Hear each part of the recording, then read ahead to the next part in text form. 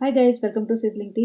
जैसा कि आप सबको पता है, ऑपरेशन सिंदूर चल रहा है इंडिया की तरफ से, जो कि पाकिस्तान में रहने वाले मिलिटेंट्स हैं, टेररिस्ट हैं, उनके ऊपर उनके एरियाज पे अटैक हो रहा है। और इंडिया ने रिटेलिएट किया है पहलगाम में जो हुआ था। और देखो, वॉर वगैरह जो भी होता है, ये किसी भी कंट्री के लिए ठीक नहीं होता देखा जाए तो, क्योंकि सिविलियंस मरते हैं, और सिविलियंस मरे या आर्मी ऑफिशियल्स मरे, जो भी है, नुकसान दोनों साइड का होता है। तो इस चीज़ को ऐसा नहीं कि सेलिब्रेट करने वाली चीज़ है, ये काफ़ी सेंसिटिव इश्यू है। और इस टाइम पे ना कोई भी सेलिब्रेट नहीं कर सकता कोई भी टाइप की चीज़। ठीक है, everybody is hooked to TV, everybody wants to know what is going on, and nobody wants to see any harm done to their country, क्योंकि सबको अपनी कंट्री से प्यार है। ठीक है? तो मैं तो उन सब चीज़ों में नहीं जा रही हूँ अभी कि सही क्या है, गलत क्या है। मैं ये कह रही हूँ कि अपनी इंडिया के सिटीज़न होने के नाते हर इंसान का फ़र्ज़ है, स्पेशली जब तुम इन्फ्लुएंसर बने बैठे हो, तुम लाखों लोग तुम्हें देख रहे हैं, तुम इतने बड़े अपने आप को समझते हो, जब तुम ये प्रमोट करते हो कि हम तो इंडिया की 4th सबसे बड़ी यूट्यूबर हैं, तो तुम्हारी कोई रिस्पॉन्सिबिलिटी बनती है चीज़ों पे आवाज़ उठाने की। और इसकी नहीं, इसके भाई की। और दीपिका मैडम तो एक आर्मी ऑफिसर की बेटी हैं। तो यहाँ पे इतना बड़ा ऑपरेशन सिंदूर चल रहा है, तो आर्मी ऑफिसर की बेटी कैसे शांत बैठी है, मुझे ये समझ नहीं आ रहा है। और शोएब इब्राहिम ने तो चलो ऑपरेशन सिंदूर की एक स्टोरी डाल दी, क्योंकि उसको अपनी इमेज भी सेव करनी थी, प्लस उसको बहुत बैकलैश भी मिल रहा था आफ्टर पहलगाम, क्योंकि उसने ये बोला था कि हमारा ब्लॉग आने वाला है। और उसे बहुत बैकलैश मिला था इस बात पे कि ब्लॉग की तुम्हें चिंता है, लोगों को तुम्हारी वेलबींग की चिंता हो रही है, तुम्हें अपनी कंट्री के लोगों की कोई पड़ी नहीं है, तुम्हें सिर्फ ब्लॉग की चिंता है कि हाँ भाई ब्लॉग आने वाला है, मेरा ब्लॉग देख लो। तो शोएब ने तो ऑपरेशन सिंदूर की पोस्ट डाल दी, बट सबा इब्राहिम ने जब ये अटैक हुआ था तभी भी पाकिस्तान वर्ड नहीं बोला था, किसने अटैक किया ये नहीं बोला था साफ, और ऑर्डर कर रही थी। फ्रेंड्स, हम ना गवर्नमेंट को ऑर्डर करते हैं कि ना जिन्होंने भी किया उनको बदला ले। तो भाई ऑर्डर किसको कर रहे हो? तुमने गवर्नमेंट को वोट किया था, गवर्नमेंट सेलेक्ट की थी, गवर्नमेंट को चूज करने में कोई तुम्हारा कंट्रीब्यूशन है? नहीं, तो ऑर्डर किस नाम से कर रहे हो? और चलो, तुम्हारा ऑर्डर से तो कोई फर्क पड़ता नहीं, लेकिन गवर्नमेंट ने एक्शन ले लिया। आप उस बारे में बात करो, करके दिखाओ जरा। बोलो भारत माता की जय, बोलो जिस कंट्री में हम रहते हैं उसके जिसका नमक खाते हैं, जहाँ पे प्रॉपर्टी खरीद खरीद के हम इतने गॉड का स्टेटस लेके बैठे हुए हैं कि भैया हम तो भगवान हैं, हमारे सारा खानदान हमारे नौकर हैं। उस कंट्री के नाम लेके बोलो कि हमें बहुत गर्व है उस देश में रहने का। और बात करो ऑपरेशन सिंदूर की, बात करो कहाँ पे अटैक हो रहा है। नहीं, ये सब नहीं कर सकती, ये कभी भी नहीं करेगी, क्योंकि ये इस देश की है ही नहीं, ये अपने आप को इस देश का मानती ही नहीं। भाई, जो इंसान अपने सगे भाई का नहीं हो सका, जो इंसान अपने माँ बाप का नहीं हो सका, जो इंसान अपने धर्म का नहीं हो सका, वो देश का होएगा? ये बिल्कुल मक्कार औरत है। सगे भाई से इतना जलती है, सगी भाभी से, सगे भतीजे से, इकलौता भतीजा, इतना छोटा बच्चा, उससे इतनी जलती है ये। और सारे टाइम इनको इनकी जैसे होता है ना, बदतमीजी करती रहती है इनके साथ। अपने माँ बाप से इसको कोई प्यार नहीं है, इसको सिर्फ पैसे से प्यार है, इसको सिर्फ अपनी जो झूठी इज्जत इसने कमाई है ना मौदा में और मीरा रोड में भी नहीं, मीरा रोड में कोई इज्जत नहीं है इसकी। सिर्फ सैंडस्टोन बिल्डिंग में जो इसने 3-4 घरों में जो इज्जत कमाई ना, इज्जत भी वो सिर्फ क्योंकि गरीब रिश्तेदार हैं जो इसके, जो बेटी खाला वाली फैमिली है, नाजा खाला वाली फैमिली, जो इसकी चाटम चाट करते रहते हैं, उनके सामने इसको लगता है कि मैंने बहुत इज्जत कमाई है, तो मुझे किसी के सामने झुकने की क्या जरूरत है। तो ये पाकिस्तान का नाम तो बोलेगी नहीं। देखो, पाकिस्तान से एज सच कोई वो नहीं है कि पाकिस्तान का नाम बोले या ना बोले तो किसी को कोई फर्क पड़ जाएगा, लेकिन जो मोरालिटी की बात करते हैं, जो एथिकल बात करते हैं, तो उसमें तो बोलना चाहिए ना, इसे आके सामने आना चाहिए ना। इसे डर है नहीं, मेरे कोलैबोरेशन तो आधे से ज्यादा वहीं से आते हैं, मेरा क्या होगा, मेरे पैसे कम हो जाएंगे। और सनी सनी तो भैया इसके तलवे चाटता रहता है, उसमें तो हिम्मत है ही नहीं आज तक कुछ भी अपना दिमाग लगाने की। इसके जो इंस्टाग्राम पे कमेंट्स आ रहे हैं, अगर आप खोल के इसका इंस्टा पढ़ लो ना, तो आप भी हिल जाओगे। मतलब लोग क्या क्या नहीं लिख रहे हैं, और ये वही लोग हैं जिनके लिए इसने सर पे दुपट्टा डाल के पाकिस्तान के गुणगान करने शुरू किए थे। पाकिस्तानी चूड़ियां बहुत अच्छी है, हम सूट लेने जा रहे हैं, और ये है वो है, सब कुछ वही वही का गुणगान करती थी जो। और अब इसने कमेंट्स मतलब ये पढ़ भी नहीं रही होगी, क्योंकि भैया ये तो इसका इसको तो सिर्फ पैसा बनाना है, इसको सिर्फ ब्लॉग की चिंता है कि अगले ब्लॉग में क्या है, उसकी प्लॉटिंग करती है ये। इसको नहीं पता कि कमेंट्स में लोग इसको क्या कह रहे हैं। और शायद या तो ये इतनी ज़्यादा बेशर्म मोटी चमड़ी हो चुकी है कि इसे बिल्कुल भी फ़र्क नहीं पड़ता कि लोग कह रहे हैं तो कहते रहने दो, मेरा तो व्लॉग बन रहा है, मेरी तो एंगेजमेंट बढ़ रही है। मेरे को अगर 5,000 लोग गालियाँ दे रहे हैं, जूते मार रहे हैं तो क्या फ़र्क पड़ता है? मेरा व्लॉग तो उसको ज़्यादा व्यूज़ मिल रहे हैं, लोग ज़्यादा देख रहे हैं, इसका मतलब तभी तो आगे कमेंट्स लिख रहे हैं। तो ये पैसे के चक्कर में इतनी अंधी हो चुकी है कि इज़्ज़त-विज़्ज़त तो इसके लिए कुछ मैटर करती ही नहीं है। शोएब शोएब ने ऑपरेशन सिंदूर की एक स्टोरी डाली है इंस्टा पे।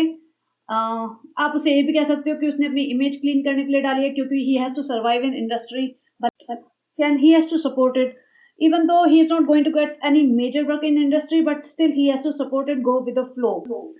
That is why he has put these stories, because he does not want to go against country's mood and country's action.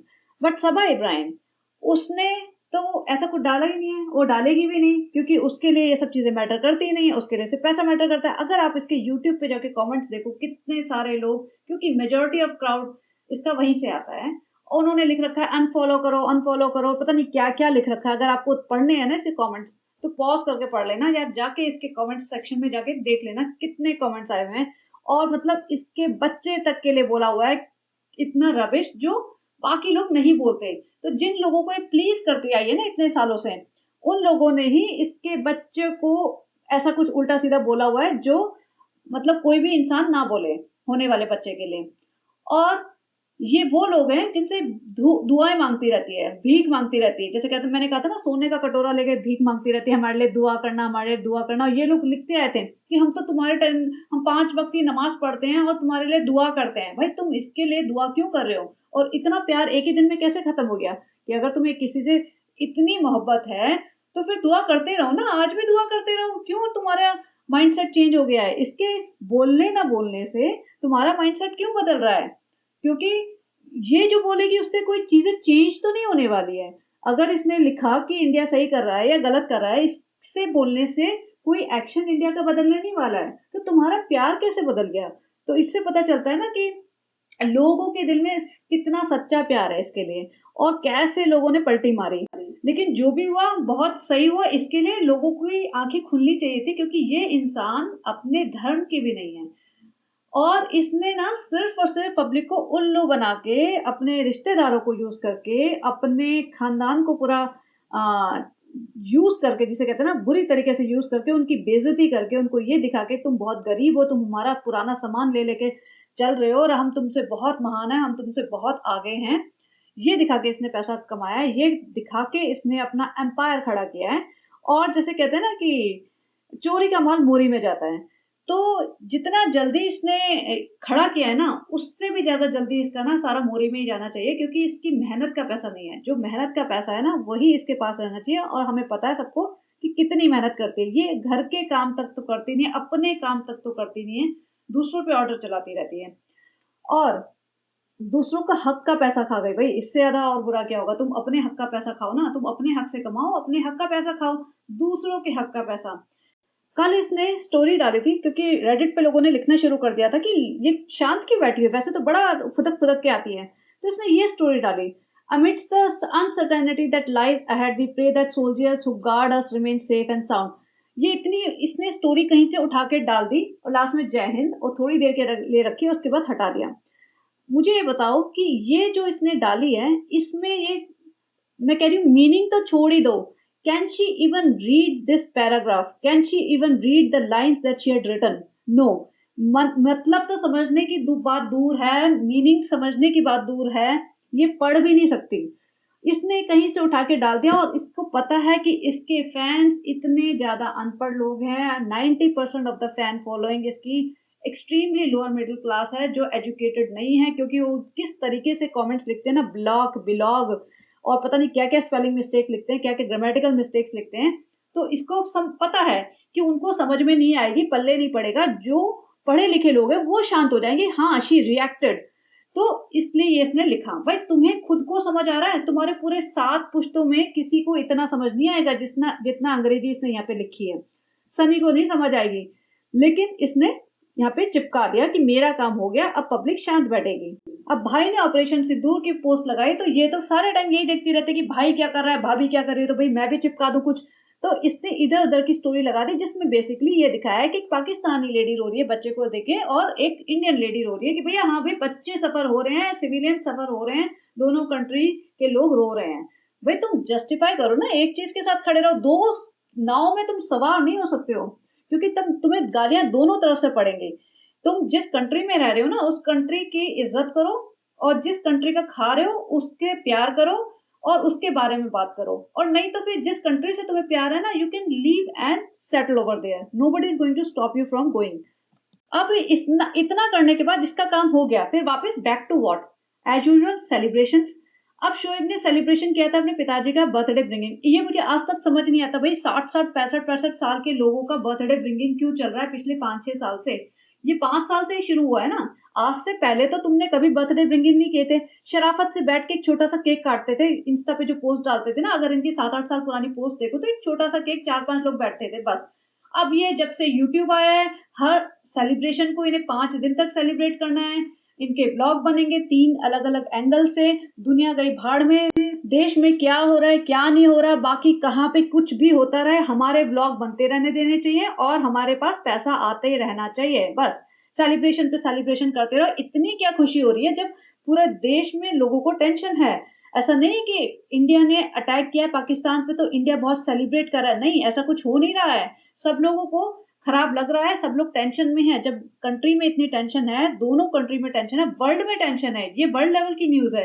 ये सिर्फ 2 कंट्रीज की छोटी सी न्यूज़ नहीं है, ये वर्ल्ड लेवल पर इस बात का डिस्कशन हो रहा है और तुम्हारे यहाँ सेलिब्रेशन ही नहीं खत्म हो रहे। भाई सेलिब्रेट करो, अगर तुम्हारे यहाँ सेलिब्रेशन है डेफिनेटली सेलिब्रेट करो, लेकिन उसे सोशल मीडिया पे लाके दूसरे के मुंह पे मत थोपो। Nobody is interested in seeing your celebrations because everybody is glued to TV, everybody is glued to social media and they are seeing lot of horrifying images. वो कहीं के भी हो सकते हैं। People do not care if somebody is crying, somebody is hurt. That person could be from Pakistan, that person could be from India, that person could be anywhere in the world. तो वो horrifying images तुम्हारे mind में रह जाती हैं।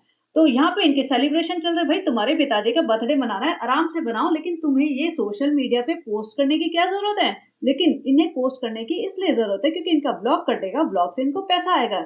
इन्हें दुनिया में क्या चल रहा है उससे कोई फर्क नहीं पड़ता। ये अपने धर्म के नहीं, अगेन सेम स्टेटमेंट, ये धर्म के नहीं है, देश के नहीं है, किसी के नहीं है, ये अपनी फैमिली मेंबर के भी नहीं है, ये किसी को कुछ नहीं समझ रहे। ये तीनों जने सोच रहे हैं कि भैया पैसा आता रहे, बस पैसा आता रहे। और सबसे ज्यादा इसमें सबसे आगे रेस में कौन है, सबा इब्राहिम। शोएब भी ब्रेक ले लेता है, शोएब भी हफ्ता हफ्ता ब्रेक लेता है अगर उसके पास कोई कंटेंट नहीं है या if he thinks that this is not the right time. और ऐसा नहीं कि कुछ भी करके भाग भाग के किराने की दुकान पे जाके और दाल चावल खरीदते हुए वो अपना ब्लॉग बना लेता है, कुछ भी है मेरे फुट मसाज करो और मेरा हेड मसाज करो, अपने यंग कजन्स को यूज करता है इस तरीके की चीजों के लिए। लेकिन इसको नहीं, मेरे को तो फुट मसाज दो, मुझे स्पा दो, स्पा ट्रीटमेंट दो। भाई तुम क्यों शहजादी हो गया कहीं से उतरी हुई, स्पा ट्रीटमेंट चाहिए तुम बाहर से सर्विसेज ऑर्डर करो, वो घर आके तुम्हारे करेंगे तुम्हारी मसाज और सेवाएं। लेकिन तुम्हें अपने घर की लड़कियों को यूज करके, अपनी कजन जिसे कहते हैं ना बहनें, उनको यूज करके ये सब करवाना है। अगर बहनें मानती हो ना तुम उन्हें, तो ये दोनों बैठ जाएंगे और तुम इनके बैठ के फुट मसाज करो। देखो मैं भी स्टूल पे बैठ जाओ, जमीन पे नहीं बैठा जाता, तो स्टूल पे बैठ के इनकी फुट मसाज करो, इनके नेल पेंट लगाओ, इनके बाल वाल ठीक करो, इनके हेड मसाज करो। हेड मसाज तो खड़े रह के कर सकती है, करो। लेकिन नहीं, इसको तो प्रिंसेस ट्रीटमेंट चाहिए, इसको फर्क नहीं पड़ता। इसलिए मैं इसके अगेंस्ट बोलती हूँ सबसे ज्यादा, क्योंकि बाकी जो 3 है ना उनमें कहीं ना कहीं शोएब और दीपिका में कहीं ना कहीं कुछ ना कुछ अच्छाइयां हैं।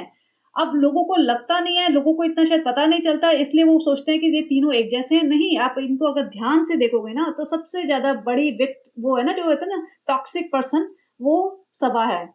इसको तो बस खुजली हो रही होगी कि भाई एक बार ब्लॉग डाल दे तो मेरा दरवाजा खुल जाए, मैं फटाफट ब्लॉग डालूं कि पापा जी का सेलिब्रेशन किया, पापा जी का बर्थडे मनाया, उसके बाद ये मनाया और वो मनाया, फिर शॉपिंग गया, फिर खाया, फिर बैठ के हमने शॉपिंग का सामान खोला एक एक चीज और फिर ये दिलाया उसको, फिर हमने उसके लिए टैक्सी मंगाई, फिर हमने खाना मंगा दिया खुशामदीद का कि हम कर रहे हैं सबके लिए, पूरे अपने खानदान के लिए। हमने माँ के लिए एक चांदी का वो लिया, हमने मम्मी को सूट दिलाया, हमने पिताजी के लिए टी शर्ट दिलाई, हमने ये किया, हमने वो किया।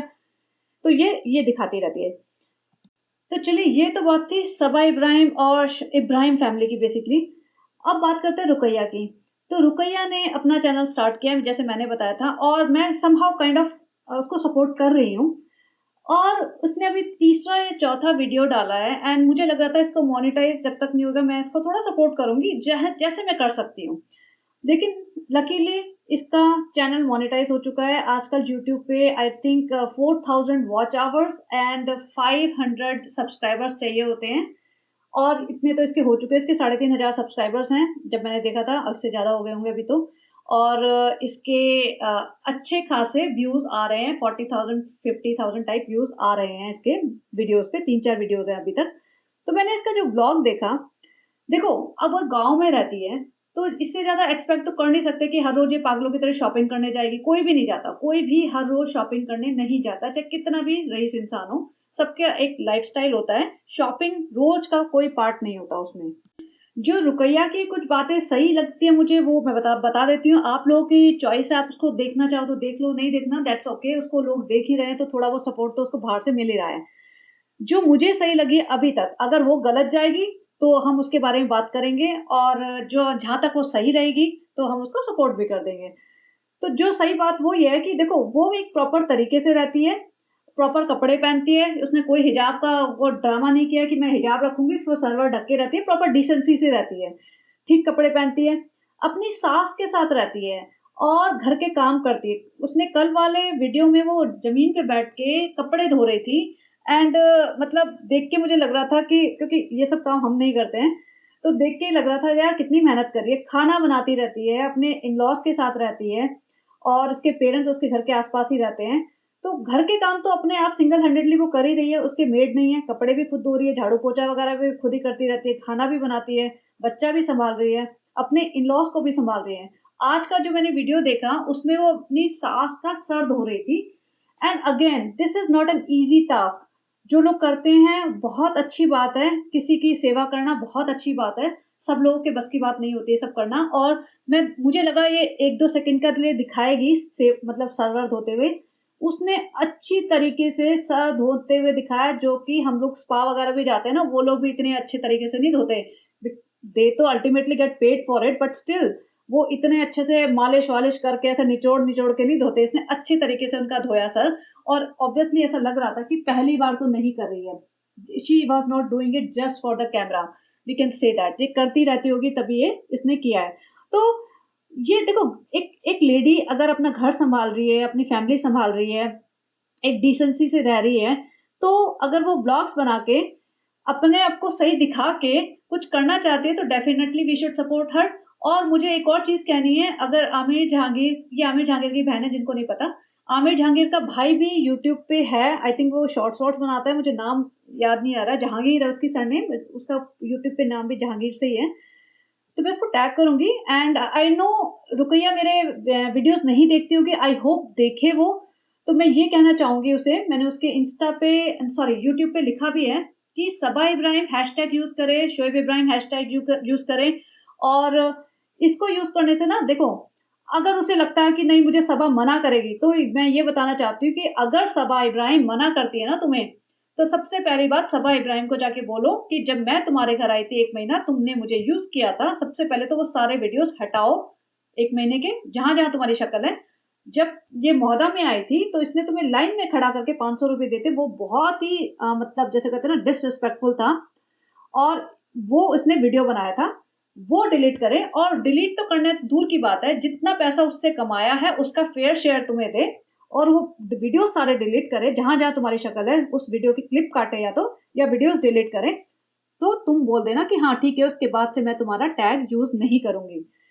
सबा इब्राहिम ने इसको अच्छे से यूज़ किया है। 1 महीने से डेढ़ महीना जो भी है, इसकी बेटी को और इसको मुंबई ले गई थी, वहाँ जगह भी नहीं थी। वहाँ 11-11 औरतें एक छोटे से कमरे में और एक बाथरूम के साथ इन्होंने 1 डेढ़ महीना निकाला था और सिर्फ़ 1 दिन इसे घुमाने ले गई थी, लेकिन बाकी कमरे में बैठा के रखते थे सारे टाइम।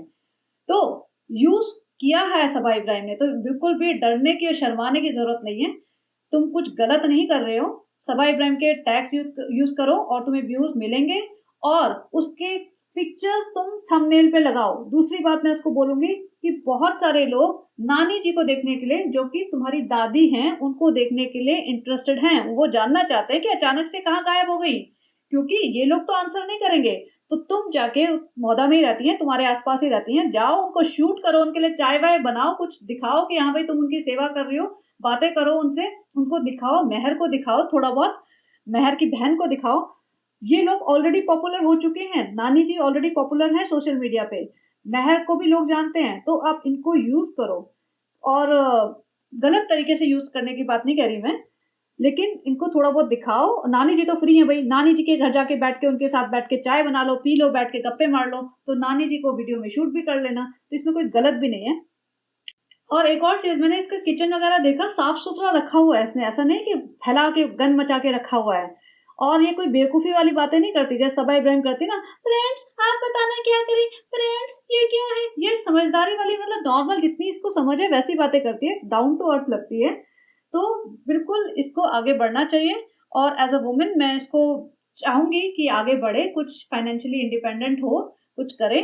और जिन लोगों ने इसको यूज़ करके पैसा कमाया है, उन लोगों के मुँह पे तमाचा पड़े कि भैया हाँ, ठीक है, अब हमारी बारी है, अब हम तुम्हें यूज़ करेंगे, और उनसे भी आगे निकले। मैं चाहूँगी कि आगे जाए, बहुत बड़े आगे बढ़े। तो देखिए, ऐसा अगेन मेरे को हिंदू-मुस्लिम वाला कोई वो है ही नहीं मेरे दिमाग में। एज़ अ लेडी मैं उसको सपोर्ट करती हूँ, फुल्ली सपोर्ट करती हूँ, और जो इंसान गलत है, उसके अगेंस्ट मैं हूँ। और रुकैया जब गलत पाथ पे जाएगी, तो उसके लिए भी आवाज़ उठाएँगे, लेकिन अभी वो बिल्कुल सही जा रही है। बस ये है कि इसको कुछ थोड़ा-सा इन्फॉर्मेटिव या थोड़ा-सा यूज़फुल, जैसे होता है ना, ब्लॉग बनाना चाहिए। ये नहीं कि फालतू की इधर की उधर बस टाइम पास करे जाओ। बट जो भी है क्लीन रखना चाहिए, और इसको ऐसा होता है कि पब्लिक शिकायत ना करे, इस टाइप का कंटेंट दिखाना चाहिए। ये नहीं कि डम्बनेस दिखाओ, अपनी अपनी बेवकूफ़ियाँ दिखाओ, अपनी जाहिलियत दिखाओ, ये सब नहीं। एक प्योर ब्लॉगिंग एक्चुअली वही होती है कि जो तुम डेली लाइफ़ में कर रहे हो, वो होती है ब्लॉगिंग। अगर कई लोग कहते हैं कि ये लोग ऐसा कुछ क्रिएटिव तो दिखा नहीं रहे, क्रिएटिव के लिए अलग कंटेंट होता है, वो अपना टैलेंट शो करते हैं। जो ब्लॉगिंग होती है ना, बेसिकली यही दिखा रहे होते हैं लोग कि हम सुबह से शाम तक कर क्या रहे हैं। और मैंने बहुत सारे ब्लॉगर्स पहले देखे थे ड्यूरिंग कोविड टाइम, लिटरली वो रोज अपना घर साफ कर रहे हैं, खाना बना रहे हैं, आके सामने कैमरे के आगे बैठ जाते हैं, और उसके बाद व्यूज आ रहे हैं, पैसा आ रहा है, अच्छा लग रहा है, लेकिन एक पॉइंट के बाद वो मोनोटोनस हो जाता है। फिर क्या करोगे, रोज तुम नया कहाँ से लाओगे? फिर उनका वही ड्रामा शुरू हो जाता है, इधर से उधर फालतू की क्लिक बेटिंग, फालतू का सस्पेंस क्रिएट करना, कुछ भी नहीं होना, जैसे सभा वगैरह का होता है मोस्टली, या एग्जैक्टली रिपीट कंटेंट जैसे शोएब इब्राहिम वगैरह के होते हैं, बस एग्जैक्टली वो हर 2-4 हफ्ते बाद किसी का केक का सेलिब्रेशन हो रहा है, किसी का बर्थडे कट रहा है, किसी का वो डेकोर हो रहा है, और वही मॉल जा रहे हैं, तो वो रिपीट होने लगता है। तो व्लॉगिंग धीरे-धीरे डाउन हो रहा है। संभावना सेठ वगैरह की व्लॉगिंग देखो, है तो उसके भी 3.5 मिलियन फॉलोवर्स, लेकिन उसको आज 300-400 के से ज़्यादा व्यूज़ नहीं मिलते। और इसको देखो, सबा इब्राहिम को आज भी 1.5 मिलियन के व्यूज़ मिल रहे हैं। सोचो संभावना सेठ कितनी पॉपुलर है एज़ कंपेयर टू सबा। उसने टीवी में भी काम किया हुआ है, मूवीज़ में भी काम किया हुआ है, और उसका हस्बैंड भी एक्टिव है। उसने दुपहिया स्टोरी लिखी थी, थोड़ा एक्ट भी किया था, but still she is not able to get 1 million views on her videos. और यहाँ पे देखो, without doing any effort, without any knowledge, without any education, ये लोग ऐसा पैसा छाप रहे हैं जस्ट बिकॉज इनकी एक सर्टन टाइप की फैन फॉलोइंग है। तो अब ये राइट टाइम आ गया है कि ऐसी फैन फॉलोइंग को ना उनकी आंखें खुल जानी चाहिए कि भाई ये लोग बहुत ज्यादा दोगले लोग हैं, और तुम लोगों को अपनी लाइफ पे या किसी और चीज पे फोकस करना चाहिए, rather than supporting them blindly. तो चलिए गाइस, इतना ही कहना था मुझे, बहुत ज़्यादा मैं लंबा खींचना नहीं चाहती, but I think you got the gist of it कि मैं कहना क्या चाह रही हूँ, कि सबा इब्राहिम ने बिल्कुल भी इस बारे में आवाज़ नहीं उठाई है। और लोग लिख रहे हैं इसको कुछ भी, लेकिन तभी भी देखो, मोटी बुद्धि है और मोटी चमड़ी भी है, इससे फ़र्क नहीं पड़ेगा। कल तक आ जाएगा इसका ब्लॉग, और इसका ब्लॉग ऐसा होगा कि जिसमें ये ना थोड़ी सिंपैथी गेन करे, कि पब्लिक इसको टारगेट ना करे कि भई तुमने ऐसा क्यों दिखाया। दिखाएगी सब कुछ, लेकिन लास्ट में तबीयत तबीयत का रोना रोएगी। तबीयत खराब है, तबीयत वो हो गया है, दर्द हो गया, तो मुझे तो हॉस्पिटल भागना पड़ा, और तो सनी आ जाएगा, फ्रेंड सालू की तबीयत बहुत खराब है, फ्रेंड वो तो पहली बार प्रेग्नेंट हो रही है, फ्रेंड फिर मैं क्या करूँ, मैं तो बहुत घबरा जाता हूँ। वो सब ड्रामा होएगा ताकि पब्लिक थोड़ा शांत हो जाए। और जो लोग लिख रहे हैं ना कि अनफॉलो करो, और जो नहीं देखेंगे और बददुआएं दे रहे हैं, वो भी देखना वापस आके देखने लग जाएंगे, क्योंकि पता नहीं क्यों लोगों को इसको देखने में इतना इंटरेस्ट आता है।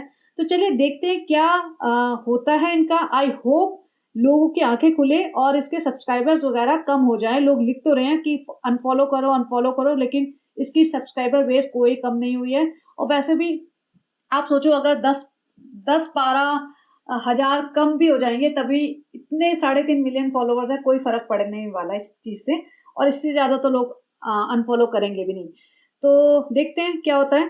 तो बने रहिए एंड आपको कैसा लगा बताना ये पॉडकास्ट और अपनी व्यूज़, अपने ओपिनियंस लिखना and ultimately stay safe, stay healthy emotionally, mentally, physically और आई होप जो भी टेंशन्स चल रही है दोनों कंट्रीज़ के बीच में वो सॉर्ट आउट हो जाए, सेटल डाउन हो जाए चीज़ें, ताकि ये चीज़ और एस्केलेट नहीं हो क्योंकि अगर ये बहुत ज़्यादा एस्केलेट हो गई तो बहुत ही ज़्यादा प्रॉब्लम्स हो सकती है because in today's day and as war is not a solution and it can be very expensive for everybody.